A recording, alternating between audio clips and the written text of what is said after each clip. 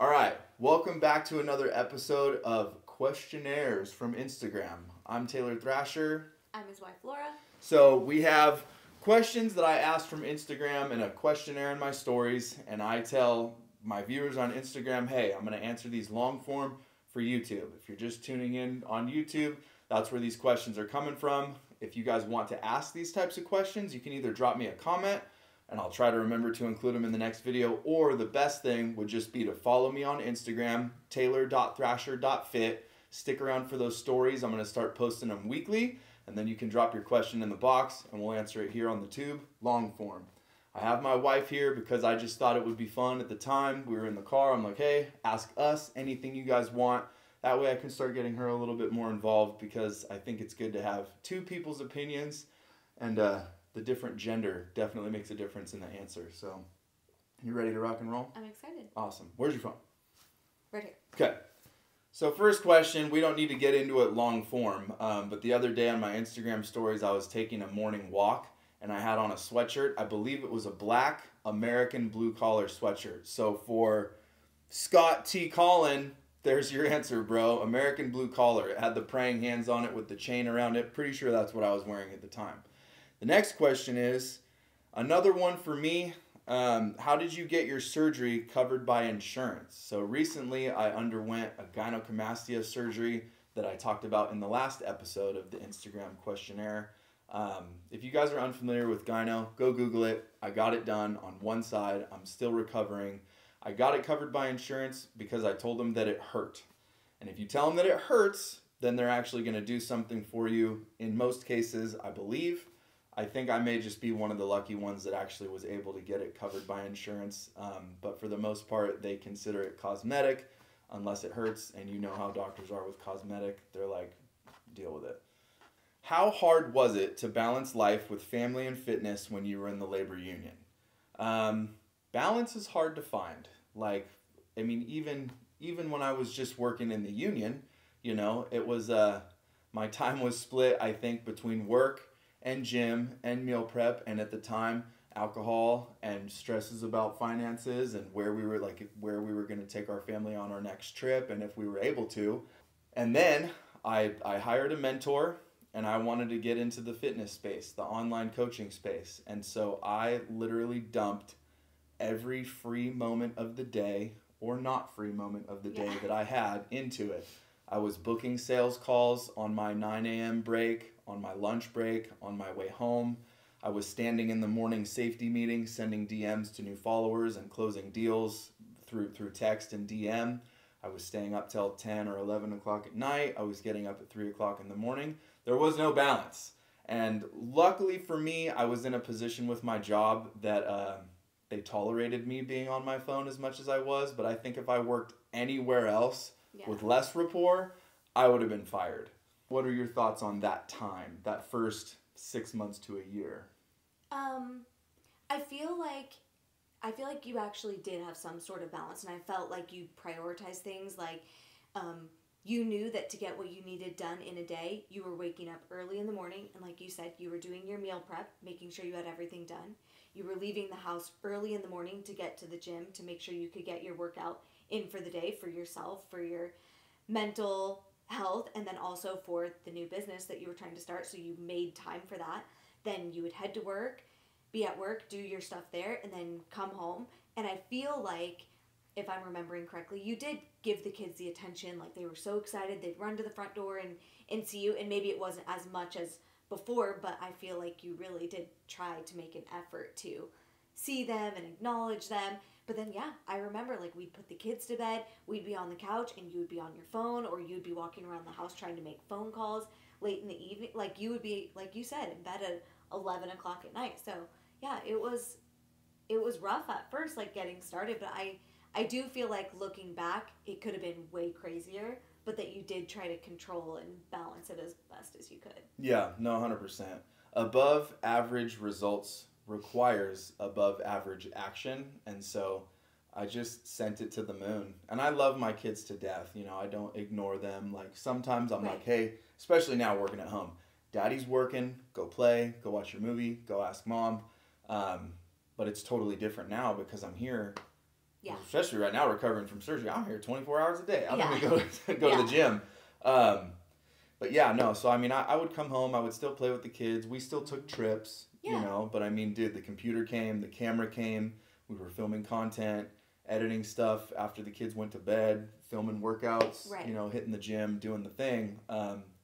I think people overutilize the word balance. You got to give whatever's right in front of you 100%. It actually becomes like a full-on like lifestyle. Like your entire lifestyle changes. It's no longer balancing that. It's like it's who you become. Oh, yeah. So creating social media and being filmed and all of that just became who we were as a family. And at first I feel like the kids felt like it was weird just speaking of balance. Like even for them, they were like, "Wait, what?" But now it's become who they are. It's just become part of their life, not really like trying to balance that part of it. You know, they just know, oh, Dad's filming. Okay, we're gonna go play in the backyard or go in the, you know. Yeah. I wish them the best of luck if they ever want to have a regular job, because they're 3, 4, and 6 right now, and all fighting over my tripod and mom's phone over who gets to record themselves making videos talking about macros. Wade, my son, will be posing and doing burpees. Yep. Yeah, I don't know. I see them being little entrepreneurs. And our 6-year-old is a straight killer shark salesperson already. Oh, yeah. She's going to be nasty, dude. She'll be a teenager slanging like multi-million-dollar real estate on the beach and like making people feel like dope about it. Yeah. So yeah, that's kind of how that went.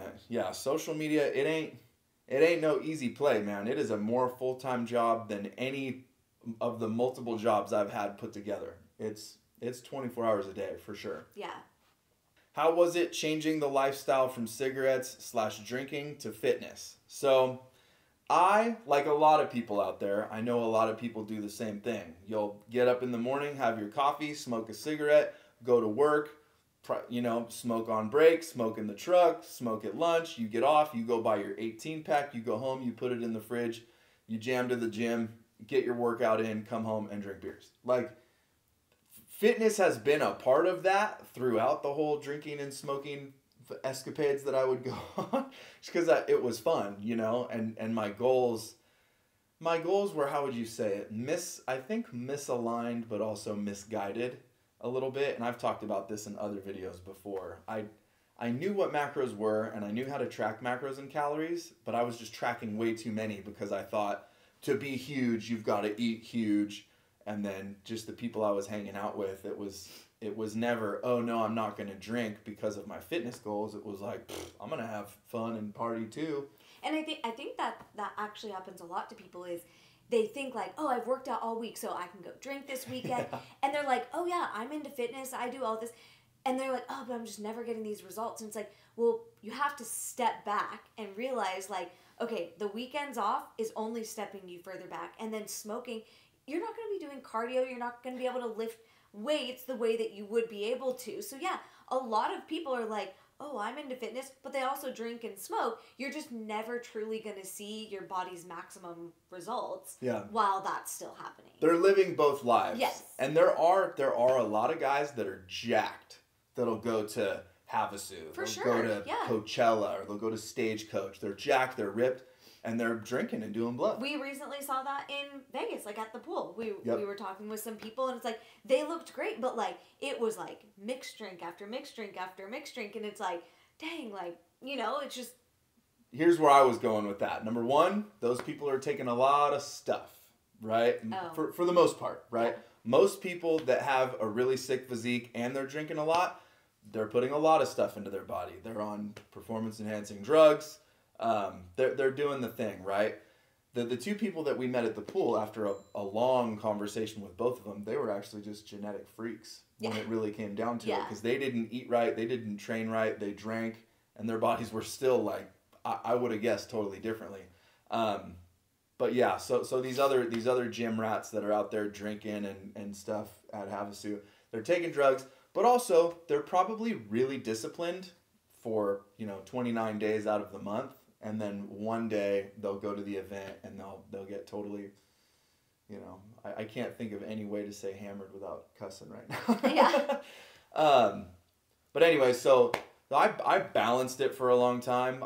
I lived both lives, and I think, like we said earlier, a lot of people do that. Now here's the detriment. Number one, like I said, my goals were misaligned and misguided. And so I didn't think that the extra calories mattered because I didn't care about having a six pack. I just wanted to be humongous. But I also think that all other facets of your life, the way that you raise your kids, the relationship with your spouse, the amount of money that you're able to make, is only going to be hindered by the alcohol and cigarettes. Yeah. Not only money-wise, because it's super expensive to have those bad habits, but the amount of time, energy, and effort that people will put into where are we going drinking next? What are you going to order first? What bar are we going to after this one? What's going on Friday night? What's going on Saturday night? And then the wasted time, Sunday, Monday, Tuesday, when you still have the runs, you're still feeling gross, you've got the mental fog. So fitness aside, lifestyle-wise, that stuff's got to go. How was it transitioning from doing all that to not doing that? It's been easy because number one, it's expensive, right? Yeah. And we had money problems. And so I was like, dude, I cannot justify buying all this alcohol. I had quit smoking years prior. I don't have much to say about that. I just stopped buying it and then I stopped doing it. Mm-hmm. But as far as alcohol went, it started out with money problems, truthfully, where I was like, I can't justify buying this. And then it came down to the point where I was like, you know what, dude, if I really want to step up my self-development, I need to stop wasting time, effort, and energy doing this thing that it really doesn't provide anybody any value. And then shortly after that, I put myself in this, authority leadership position, doing the coaching and doing the online stuff where I wanted to be an example. And so I was like, okay, this is going to be more permanent than not. I've never called myself sober necessarily. I've never put that label on myself. I may have a glass of wine or a cocktail at some point again in my life. I'm not going to say that I won't, but I haven't in going on 2 years. And I don't see myself changing that anytime soon. I don't really think there would be a reason for that. And the thing that scares me the most is like, I might be like, you know what? I'm going to do it. I'm going to have a glass of champagne because it's Christmas with the family and we're toasting and cheers and blah, blah. And I'm going to have it. I'm going to be like, that was so not worth it. And I have to, I ruined my streak. Right. Yeah. So for you, how has it been? Because you never said, I'm done drinking. Right. But living with somebody that said, I'm done, at least for now, how has that affected you and your behaviors? I think it motivated me in a way to not. It's never fun alone. I mean, I guess unless there's a problem there, you're not really enjoying it. We would go out to dinner and he's not going to get one, so why am I? At least that's how I viewed it. And then seeing him progress and his fitness goals and how his body was transforming, I'm like, it's really going to do no good for me. Like, one drink, I'm probably not going to get that buzzed. It's way more calories than people actually think that it is. So one, I'm consuming extra calories. I'm not really enjoying myself. It's not doing anything for me. I'm doing it by myself. My body's not going anywhere. So yeah, kind of watching you do it, I was just like, we don't really need it. We don't need it in the house. I don't need to be buying it. And occasionally we both will be like, oh, that looks like they're having fun. And I've had a drink since then. I'm like, it doesn't really taste the way that I wanted it to, Yeah, you drank half and threw it away. Yeah, exactly. I think that really boils down to the old saying, you are the average of who you hang out with. Absolutely. And who you surround yourself with is really going to play a role in where you go. And I think we've seen that. We're out with friends, and if we were all getting drinks out at dinner, the conversation would probably go so differently. But we sit at dinner and we're all there with our Diet Cokes or our waters or whatever it is, and the amount of conversation and knowledge and inspiration and positivity that's shared is amazing. And I don't think that would be brought to the table if other things were.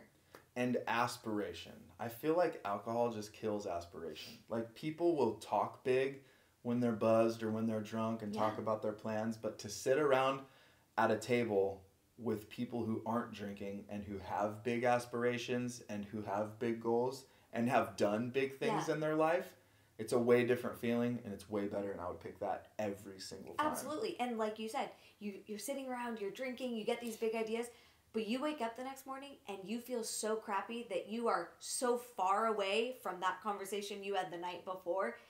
It's not even funny, you know? No action taken. Yeah. So next question is, what's up, homie? Got any plans on expanding your brand or collabs?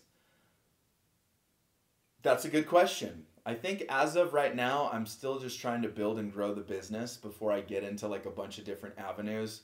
The clothing thing has been fun for me. It's not super profitable. I think it's more just You're creative. it's like, one of the fun things. Yeah. Since I was a kid, I've kind of had an entrepreneur mindset since I was a kid.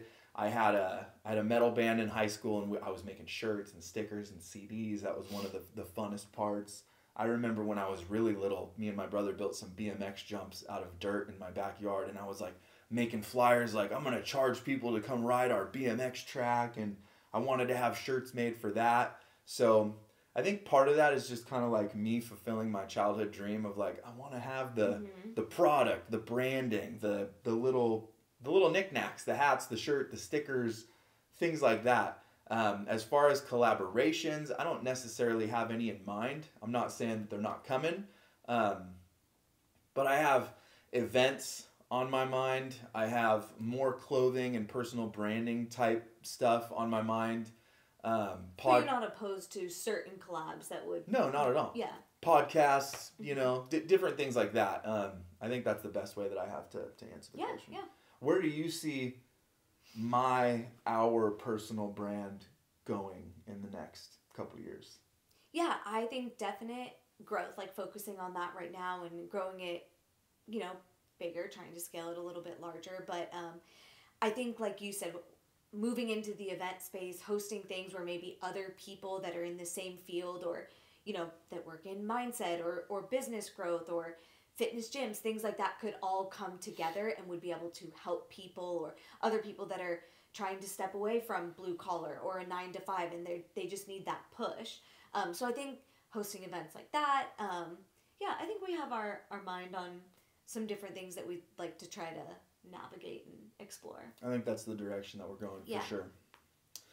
Next question. Getting self-sufficient without a plan B. How easy was it to let go of the what if mentality? Oh boy. I think it's hard. It is hard. And so many people live in this what if this catastrophic thing happens mentality, but not a lot of people live in the what if it works. And then not enough people ask, well, what if it doesn't work? Right? Like, so for me, I got scared when I was going to quit my job and go, you know, balls to the wall and fully commit to myself and my business.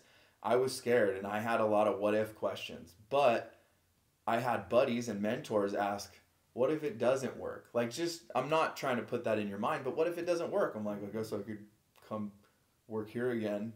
And they're like, yeah.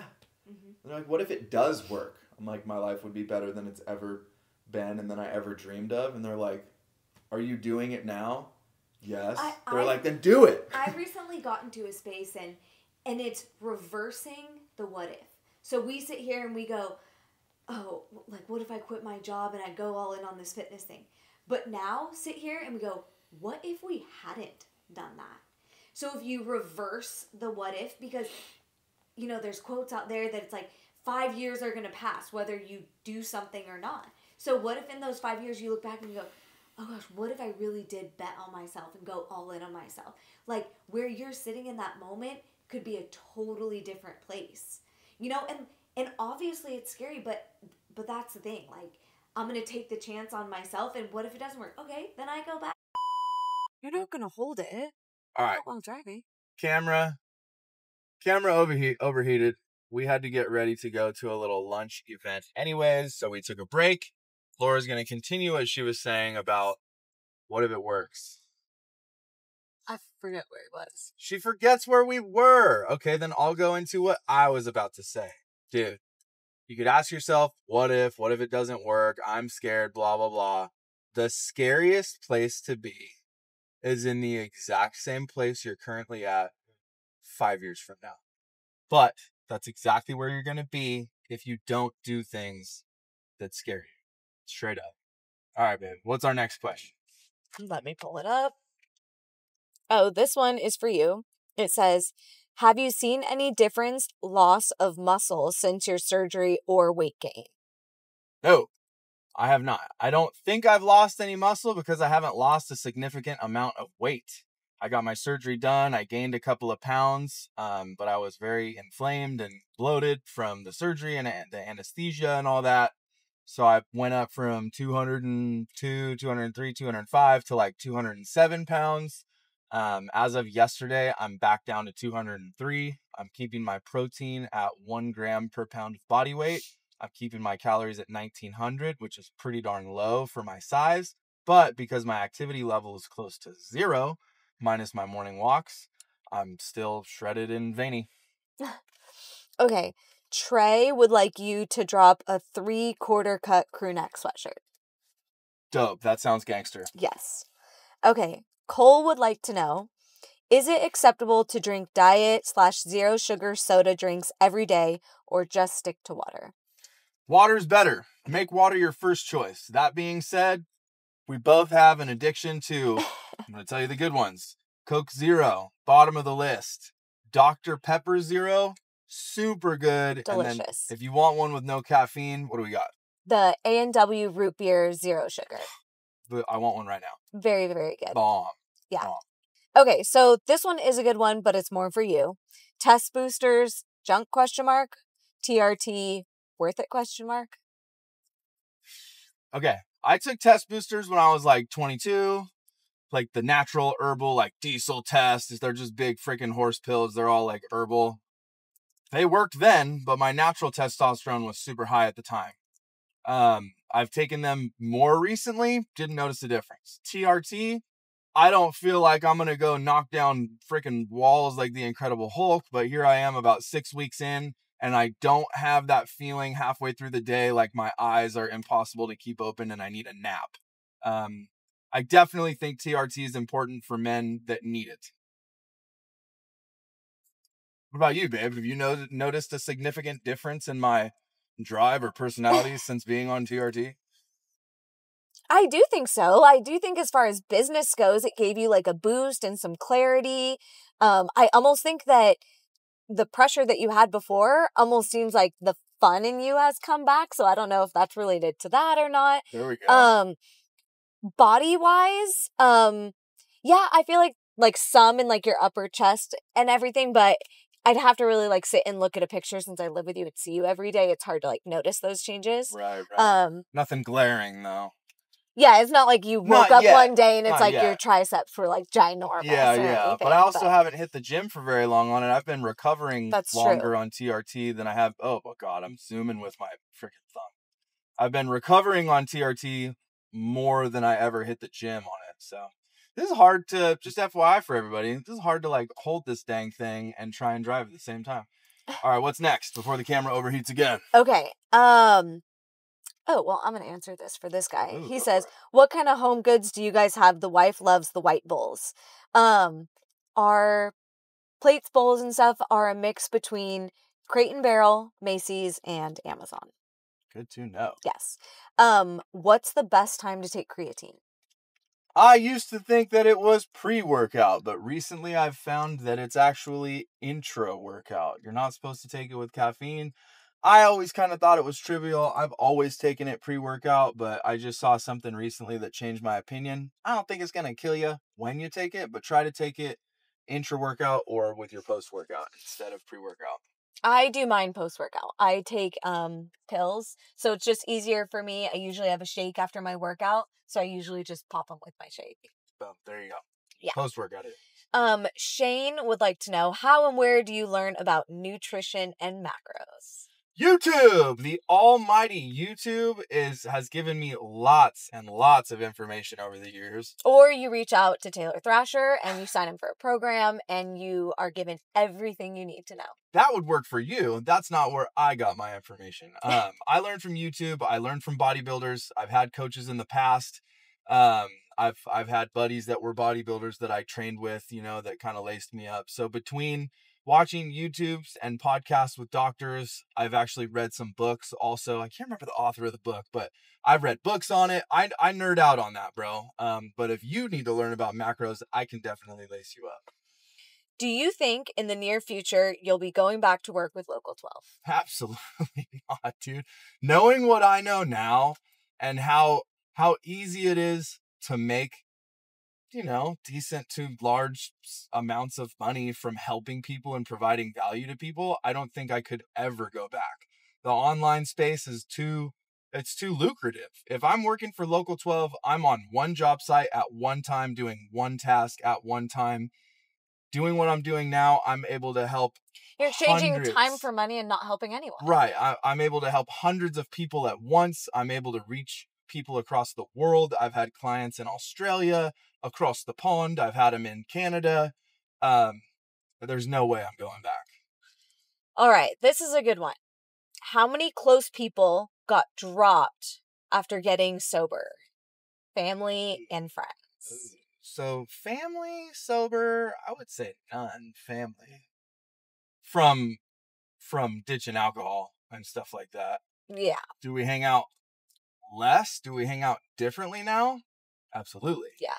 How many friends? Dude, most of them. Lots. Most of them. Like pretty much everybody. And it wasn't me like, oh, I can't hang out with you. It was like people stopped hitting me up. You know, I still wanted to go ride with people. I still wanted to go hang out with people. Like, I'll meet you at the bar, but I won't have to drink, like, yeah. Pretty much everyone kind of went away. And a lot of that, I think, was just kind of starting to put myself out there on social media. I don't know if people got uncomfortable or because I was starting to bash my previous life a little bit. Like, hey, bro, like this wrecked me. It's wrecking you. Right. I don't think people like that. What's your take? I think it's the same thing. I just think we started to go in one direction and other people were going to stay where they were, which is fine if it's working for you and you don't necessarily see a different path for yourself. I also think that people don't like to be called out on stuff like that, but it's not necessarily like we say it's not being called out, it's being called up.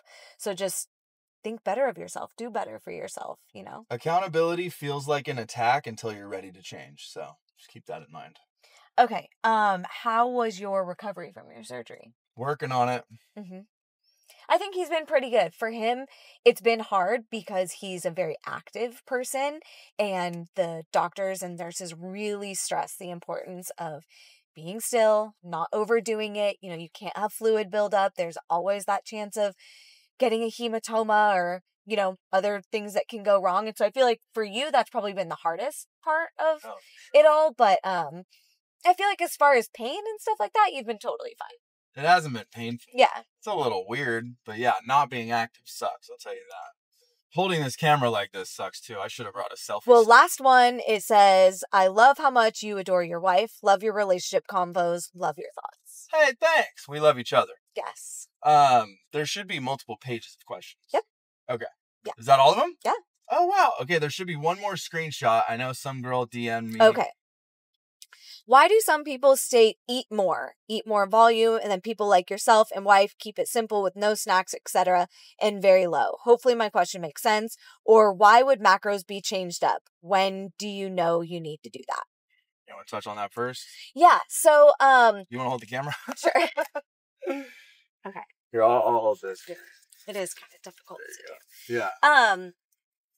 So the first part, in the morning, what I like to do is plan out my day. So I know for a fact that in the evening, I love my Greek yogurt and protein powder. So that's one of the first things I put in for the day. Also, I work out pretty much 5 to 6 days a week. I love my cereal with my protein shake. So that's usually the second thing to go in.